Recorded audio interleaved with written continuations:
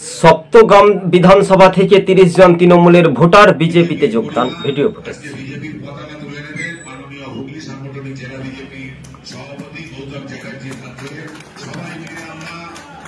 ভালো করে মনোযোগ দিয়ে শুনবেন।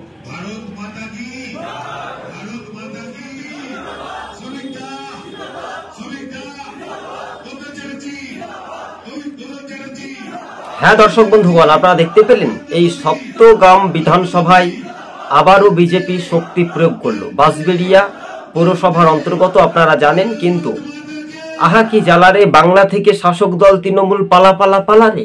তাহলে কি ফুটবে এবার পদ্মফুল? বাংলা ছাড়তে হবে তৃণমূল। ২৬-এর আগেই বড় ব্যবধানে এগিয়ে গেল ভারতীয় জনতা পার্টি কার্যকর্তারা।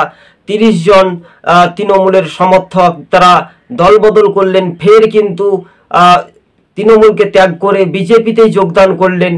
আপনাদের সঙ্গে টিভি সকাল ইউটিউব চ্যানেল আমরা প্রতিবেদনটি তুলে ধরেছি। দর্শক বন্ধুগণ, বাস্তবে এটাই মনে করছেন রাজনৈতিক মহল, তাই না?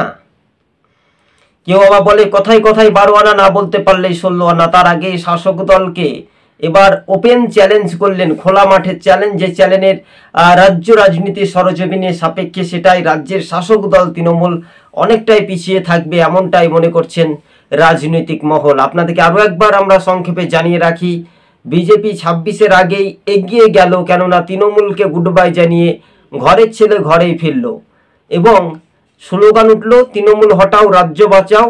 এবার যারা দল ত্যাগ করলেন, যারা তৃণমূল ছাড়লেন, বিজেপিতে ফিরলেন, তাদের দাবি তৃণমূলকে ভোট দিয়ে করেছিলাম ভুল, তাই পাপের ভোগে মাসুল, আর তৃণমূল নয়, এবার পদ্মফুলেই ভরসা। তাই সপ্তগ্রাম বিধানসভার মানুষজন আরও একটা পরিবর্তন আনছে।